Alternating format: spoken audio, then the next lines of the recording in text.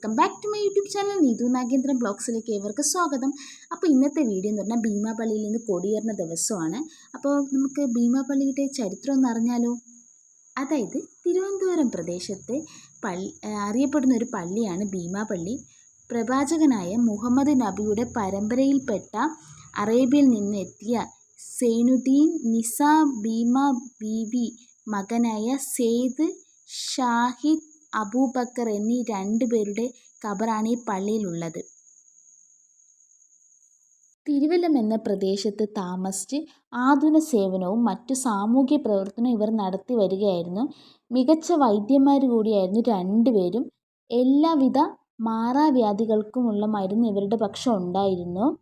ഇതിനെതിരെ അന്നത്തെ നാട്ടുപ്രമാണിമാർ രംഗത്ത് വരികയും വലിയ കലാപങ്ങൾ സൃഷ്ടിക്കുകയും ചെയ്തു. ധാരാളം ആളുകൾ കൊല്ലപ്പെടുകയും ചെയ്തു കേട്ടോ ഗൈസ്.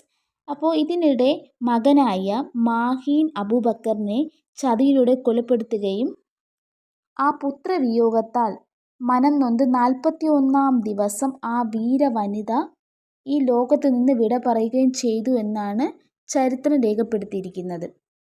അപ്പോൾ എനിക്ക് കുറച്ച് ആൾക്കാർ പറഞ്ഞു തന്നതാണ്, ഞാൻ അത് മനസ്സിലാക്കിയിട്ട് നിങ്ങളുടെ മുമ്പിൽ പറയുന്നത് ഗൈസ്. ഇവരുടെ സ്വഭാവത്തിലും പ്രവൃത്തിയിലും ആകർഷകരായ ധാരാളം ആളുകൾ ആ കാലത്ത് ഇസ്ലാം മതത്തിലേക്ക് കൂട്ടത്തോടെ വന്നു ചേർന്നിട്ടുണ്ടെന്നാണ് ചരിത്രം രേഖപ്പെടുത്തിയിരിക്കുന്നത്. എനിക്ക് കിട്ടിയ വിവരം അനുസരിച്ചാണ് ഞാൻ ഭീമാപള്ളിയുടെ ചരിത്രം പറഞ്ഞിട്ടുള്ളത്. തെറ്റുണ്ടെങ്കിൽ ക്ഷമിക്കണം ഗൈസ്. ഞാൻ ഇത് ആദ്യമായിട്ടാണ് കേട്ടോ ഗൈസ് ഇങ്ങനത്തെ ഭീമാപള്ളിയിൽ കൊടിയേറുന്ന സമയത്ത് പോകുന്നത്. അതായത് നമ്മുടെ തിരുവനന്തപുരം ജില്ലയിൽ പ്രാദേശിക അവധി ദിവസമാണ് ഈ ഭീമാപള്ളി കൊടിയേറുന്ന ദിവസം. ഞാൻ ആദ്യമായിട്ടാണ് കേട്ടോ പോകുന്നത്. കൊടിയേറുന്ന സമയത്ത് ആദ്യമായിട്ടാണ് പോകുന്നത്. 11 മണിക്കാണ് കൊടി കയറിയത്.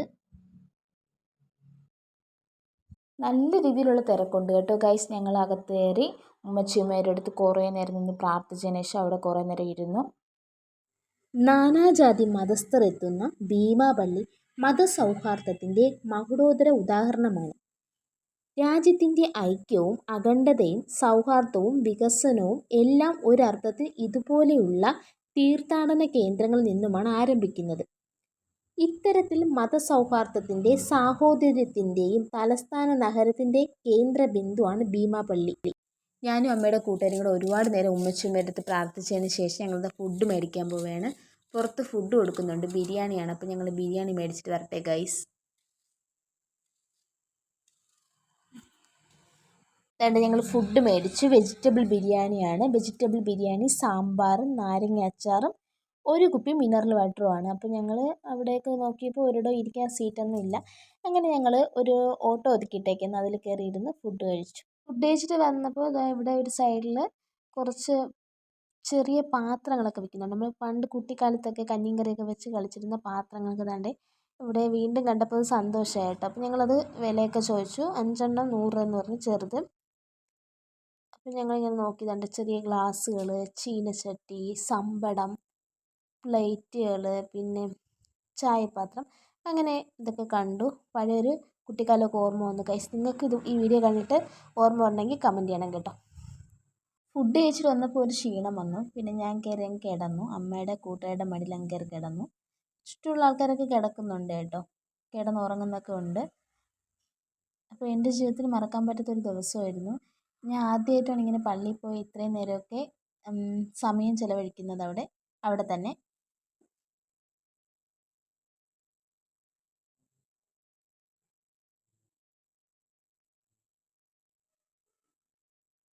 പള്ളിയിൽ നിന്ന് പുറത്തിറങ്ങിയതിന് ശേഷം ഒരു ഐസ്ക്രീം മേടിക്കാൻ ഇറങ്ങിയതാണ് കേട്ടോ.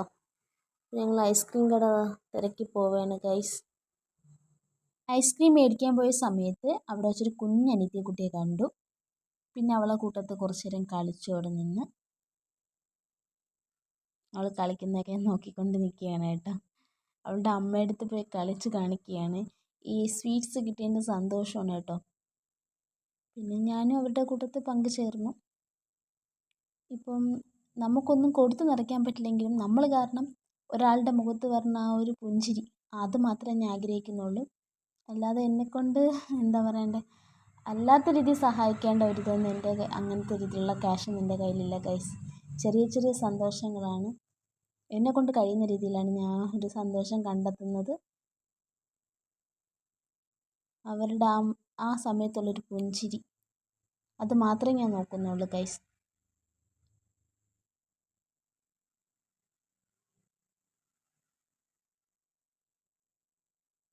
അതിനുശേഷം ഞങ്ങൾ 4 ഐസ്ക്രീം മേടിച്ചു. അങ്ങനെ ഞങ്ങൾ കുടിച്ചുകൊണ്ടിരിക്കുകയാണ് കേട്ടോ. ഇത് ഇൻസ്റ്റഗ്രാമിലൊരു റീൽസ് എടുത്തതാണ് കേട്ടോ. ചോക്ലേറ്റ് കോൺ ഐസ്ക്രീമാണ് മേടിച്ചത്. അപ്പോൾ ഇന്നൊരു നല്ലൊരു ദിവസമായിരുന്നു. അപ്പോൾ ഇന്നത്തെ എല്ലാവർക്കും എൻ്റെ വീഡിയോ ഇഷ്ടപ്പെട്ടെന്ന് വിചാരിക്കുന്നു.